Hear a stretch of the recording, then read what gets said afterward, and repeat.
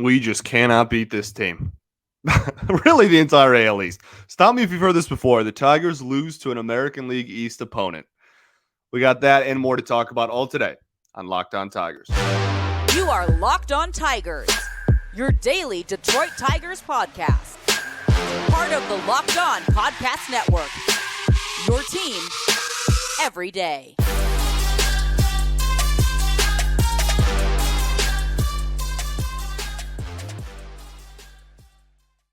What is up, everybody? Welcome back to another edition of Locked On Tigers. I'm, of course, your host, Scott Bentley. Today is Thursday, September 7th, 2023. Thank you so much for making Locked On Tigers your first listen every single day. We are free and available wherever you get your podcasts, including YouTube, part of the Locked On Podcast Network, your team every day. Be sure to check out the Tigers home radio broadcast on the Sirius XM app. Just search Detroit Tigers. The next thing you know, anytime, anywhere, you can be listening to the Tigers home radio broadcast straight from the Sirius XM app. The Detroit Tigers lose this ball game on Wednesday night in New York at the hands of the New York Yankees by a score of 4-3. Really unfortunate ball game for plenty of reasons that we'll talk about here in a second. We'll talk about the offense. We'll talk about some of the individual players on the offensive side of the ball that are not doing well, because this offense has really not been doing well. They went on that hot stretch for a few weeks in August where they were hitting a bunch of home runs on the road. And ever since they came back home from that road stand, we're right back where we were. And we're right back to just, scoring 1 to 3 runs a game pretty much every night out. And so we're going to talk a little bit about some individual players and whatnot. And then we'll end the show talking about some organizational promotions, not at the major league level, because why would we ever do that? That's not fun or exciting. And then we will obviously preview the finale at the very, very end of the show. So let's start with, I feel so bad for the kid. I really do. Matt Manning, he ends up only going 1 inning, 1 hit, no earned runs, 1 walk, 1 strikeout. ERA on the season will end at 3.58. Not bad at all. Really not bad. Unfortunately, the only reason why he only won an inning was because he took a 120 mile an hour liner off the foot. That's already horrible luck. If this happened to anybody in baseball, they'd be looking at him like, dang, that's really unlucky. Like, this dude really can't catch a break. That's unfortunate. This is the second time this has happened to Matt Manning in 4 months. September, August, July, June, May. What did this happen? Didn't the first one happen in late April, early May? This has happened to this dude twice in less than half a year, in like a third of a year. This has happened twice. It happened the first time at the beginning of the season. He missed 6 weeks, 6 to 8, whatever he ended up missing. He rehabbed back, came back. We've obviously covered what he's done in every start since, and now it happens again, and he's done for the year. Now, again, done for the year. There's not 2 months left. He's done for the year, and there's 3.5 weeks of season left. But it's unfortunate, and I think that of all the players on the team that really could have used playing out the rest of September, I think Matt Manning is pretty high on that list, unfortunately. It sucks. It sucks for everybody. It sucks for the organization. It sucks for the fans. And obviously, most importantly, and most unfortunately, it sucks for Matt Manning. I wish him nothing but the best in his recovery.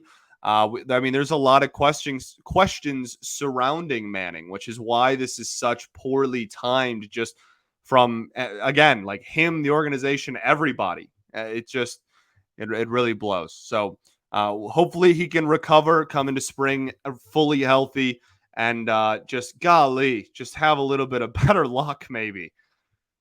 It's not anybody's fault, stuff like that. That's just the worst luck.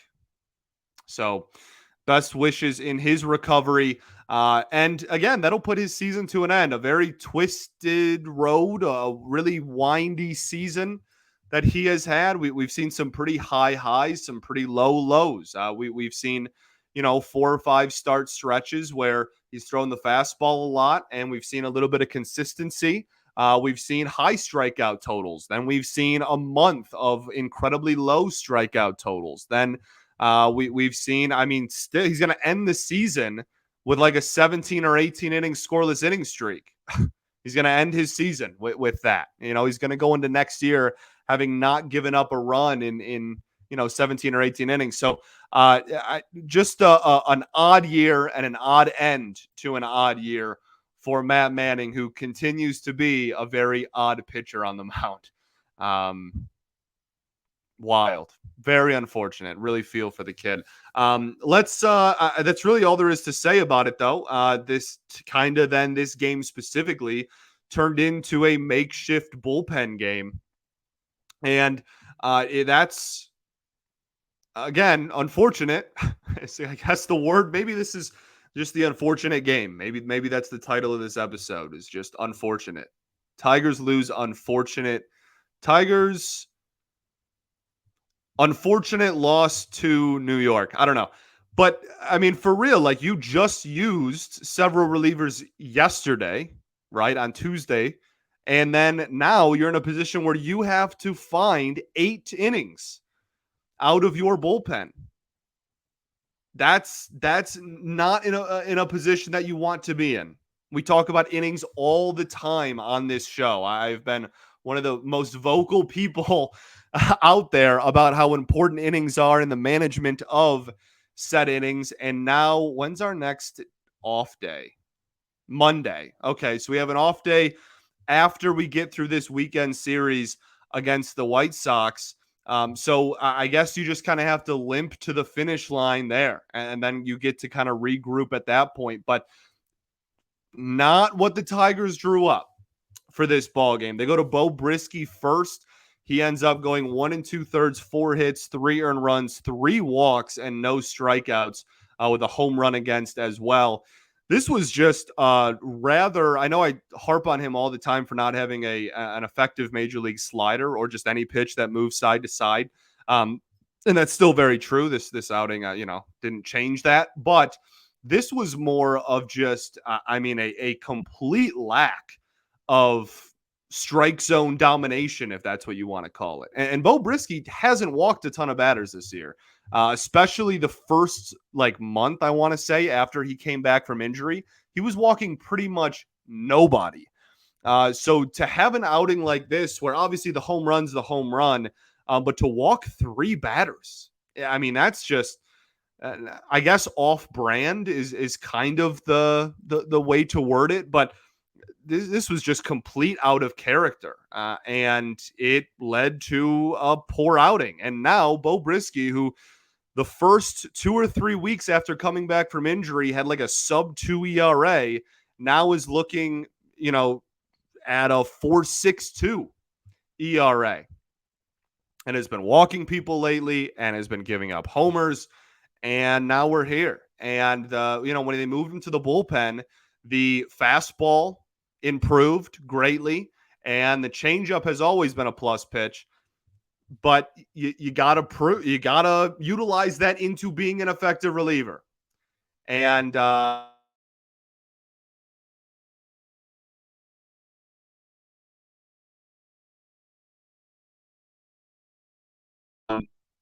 my screen just froze. Hello. Okay.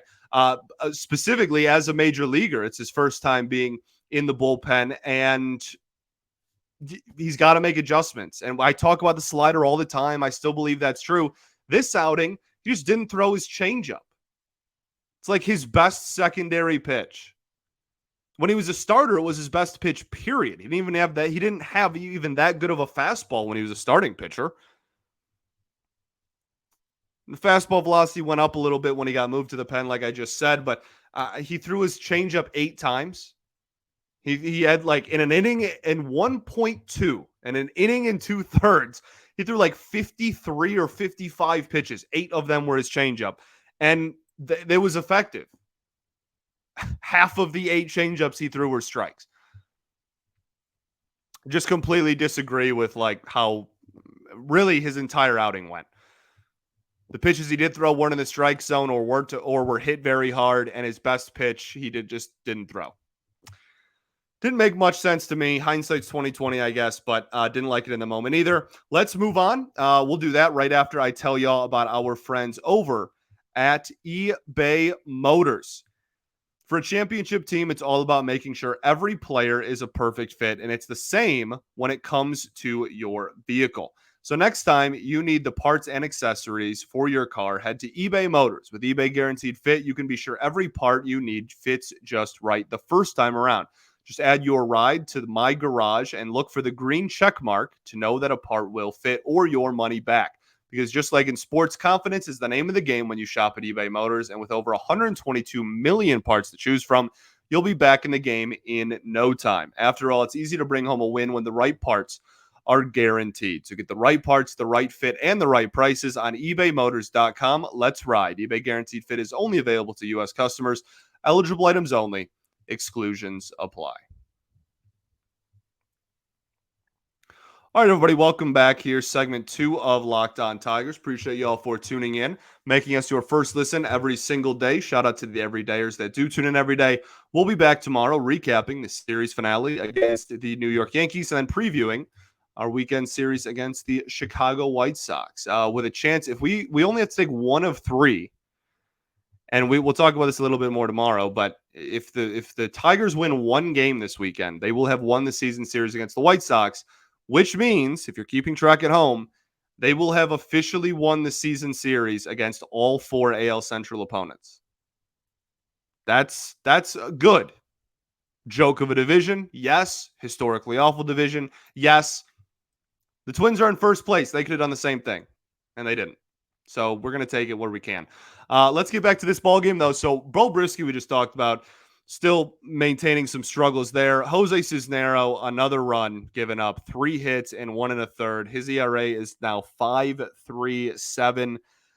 I'm not going to say, like, do I have to? Do I have to just repeat myself every single time this dude takes the bump and gives up a run? Love you like heck. Don't know why you're on the roster. I'm just going to keep simplifying it until we get to a point where on September 25th, I'm just I don't know. I say one letter and everybody just knows what I mean. I don't know how many ways to reiterate my confusion for why he's on the major league roster. And it's going to make even less sense when we get to November and it's announced that we're not re-signing him and he's not coming back and he's going to test free agency. Or he's going to retire, he's in his mid-30s. And we're going to go, wow, boy, I'm so glad we kept him with his 10 ERA the last month in September instead of giving someone else a chance. Makes total sense, for sure. So don't even really have too much else to say about there. He hasn't looked, I'm trying to remember the last stretch, even if it was just a few weeks, that he really looked like prime. How quickly we forget how much of a force 2021 Jose Cisnero was. That dude, until mid-August, was an absolute freaking dog for this baseball team. I guess June of this year. I'm pretty sure he went all of June without giving up a single run. And then since then, it's just been an absolute train wreck. So, just unfortunate. Still confused on why he's here. But he's on this team, so going to keep rooting for him. Tyler Holton then goes 2 innings, 2 hits, no earned runs, no walks, 3 strikeouts. And that outing officially puts his ERA back to sub-2 ERA ball. 1.99 now on the season. He's remarkable. He's absolutely remarkable. And we talk about it all the time, and I've reiterated it a million different ways, but I'm never not going to be fascinated by Tyler Holton. Do I expect him to have a sub-2 ERA next season? Absolutely not. But do I have confidence that he can be a 3-ish ERA reliever? I absolutely do. And it's just every time he goes out there, there's a huge sense of confidence. There really is. He's remarkable. And his story should be in textbooks and taught in classes. Okay. Last two pitchers of the evening, Jason Foley goes 1 inning of perfect ball with 1 strikeout. Not too much to say. Thought the sinker looked the best it has looked since before his little cold streak happened. When was that? Probably 2 or 3 weeks ago. I think this is the best his sinker has looked in over a month, which is great to see. Hopefully he can end the season on a high note. I mean, a 2.41 ERA has obviously had a phenomenal year, been one of the bright spots of this team as well. But that thing was moving in this ball game. I thought he looked really, really sharp. And then Alex Lang, 1 inning, 1 hit, no runs, 1 walk, no strikeouts. I'm glad that he is finding ways to get people out without striking them out. That is a positive development because Tyler Holton doesn't strike out a million people. Jason Foley doesn't strike out really anybody. And so it's possible to be a good reliever without having astronomically high K rates, but also Lang has good enough stuff where he's always going to have whiffs. He's always going to get swings and misses, and he's always going to have the ability and potential to strike out anybody in the batter's box. The problem is, I think that he tries to get everyone to chase everything, which I think is part of the high walk rate thing. Some of it's just bad command. I mean, goodness, we saw what that month, July, was that the really, really bad month? Or maybe it was end of July and first half of August. So, I mean, we've certainly seen some of that, but I think that it's just important for efficiency's sake to learn how to get people out, but also learn how to get people out without it going out of the strike zone, right? Again, his most thrown pitch is a curveball. A curveball inherently is going to be a chase pitch that you try. Now, he throws it in the strike zone sometimes. He tries to throw it in the strike zone sometimes, but that is just by nature of what a curveball is, a pitch that at its best is going to be an expand the strike zone, try to get someone to go fishing type of pitch. So to see him the last week and a half or 2 weeks, even he started to get more ground ball outs and using that curveball to get ground ball outs and whatnot. And I like that. I think that's important for development. And as I said earlier, some of you got mad at me. That's fine. But I'm not against him being the closer in September. I think that for development purposes that there's a lot worse things that you could do. So I'm not he has to stay there, but I'm not against leaving him there for the remainder of the season at this point. Let's turn over. That's it for the pitching pretty much. I want to talk about the American League East because this is it's remarkable. For all of the success that we talked about the Tigers are having in their own division, the American League East, this is their record against every AL East opponent. Okay. Boston 1-5, Baltimore 1-6, New York Yankees 1-5 after Wednesday's loss, Toronto 2-4, and Tampa 1-5. That is 1, 2, 3, 4, 5. Is that 6 wins? 6 wins on the season. It's remarkably bad. It's 6. That's horrible. You have 6 total wins against the entire American League East division. Now, the Yankees are in last place, right? And they're over 500. The American League East is a very, very good division. I don't care that you trip and fall into a couple more wins on the season. You have 6 total wins against the American League East. It's horrific. You've only beaten one American League East team more than one time this year. And that's the Blue Jays, who you've beaten twice. It's unreal.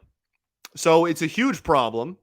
There's not a direct way to address it. You don't go oh, well, if we just had so-and-so, we'd be better against the American League East. There's not really something like that. But I think it is, for as much as I'm going to sing the praises of the team for dominating their own division, because that's very important, it does show the discrepancy and the talent difference between a third place team in a historically bad division and the last place team in one of the best divisions in recent memory. Makes sense? Cool. Let's talk about the offense. We'll do that right for this.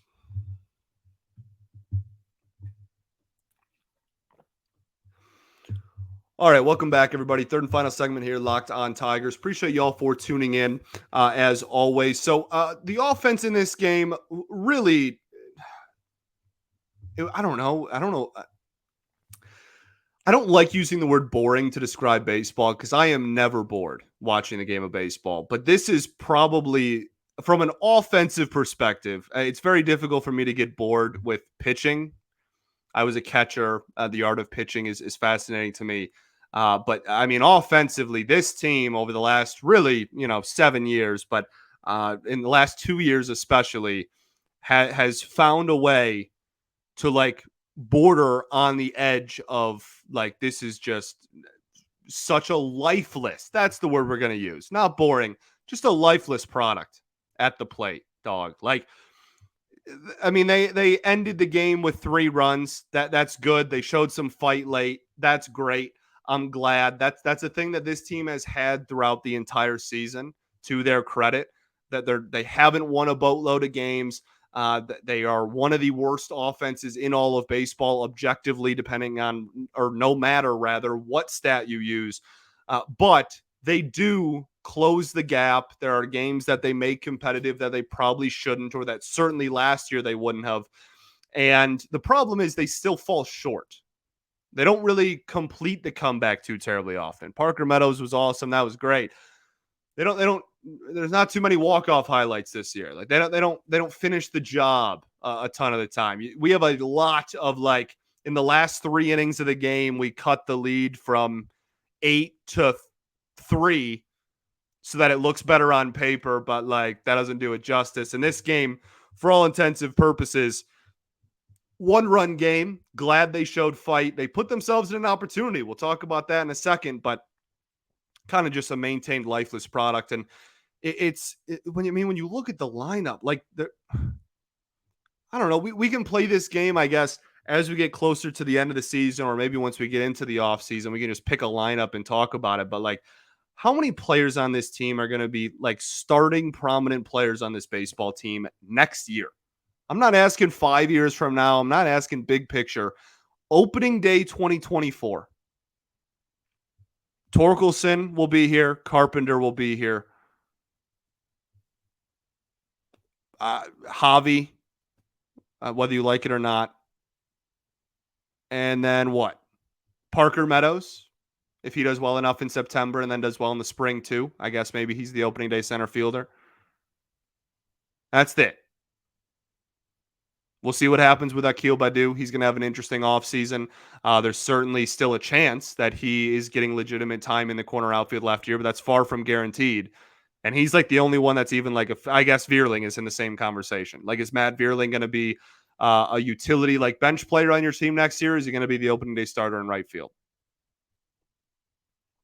Even if you give them the benefit of the doubt and say Badu and Vierling, you're talking about like half the lineup. That's still a no.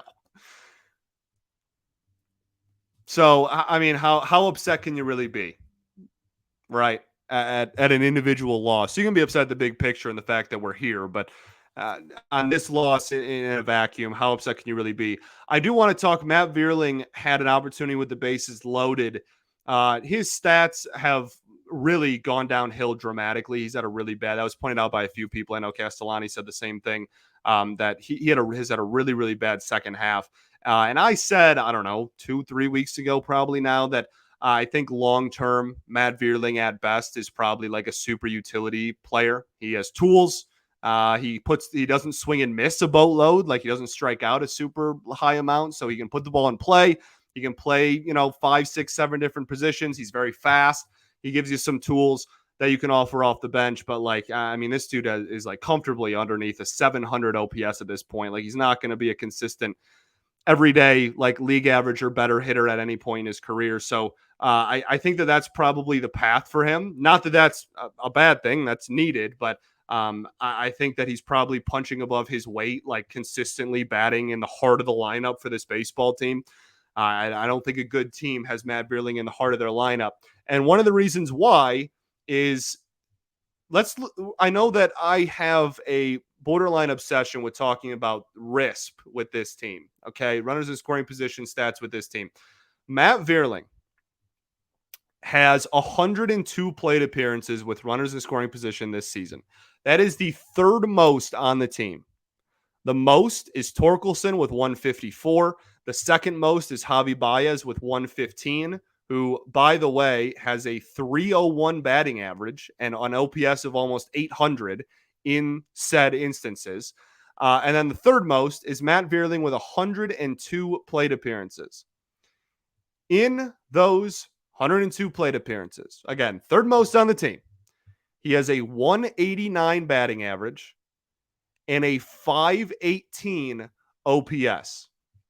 Just for context, Jonathan Scope had a better batting average and an OPS of only 10 points worse with runners in scoring position in his 36 plate appearances with runners in scoring position. Jonathan Scope, who was cut in June, higher batting average with RISP than Matt Vierling this season. The only two players worse than Vierling that have gotten even a remotely amount of ABs are Tyler Nevin, who has 19 plate appearances. So, I don't even know if that really counts. He hasn't been on the team the majority of the year. The only person that's been a mainstay on the roster worse is Jake Rogers, who is batting 186, but has a little bit more power. So his OPS in the situation is 30 points higher. So it again, just kind of reiterating my point of where I think he stands long term. And for a team that this is far from just a Matt Vierling problem. I'm picking on him because he didn't come through with the bases loaded in this baseball game. But this team is dreadful. This has been a bottom 5 offense with runners in scoring position the entire season. And I mean, Spencer Torkelson is batting sub 200 with the most plate appearances with RISP on the entire team. Unless your name is Zach Short or Kerry Carpenter, or I guess Javi Baez, odds are pretty good you can improve with RISP.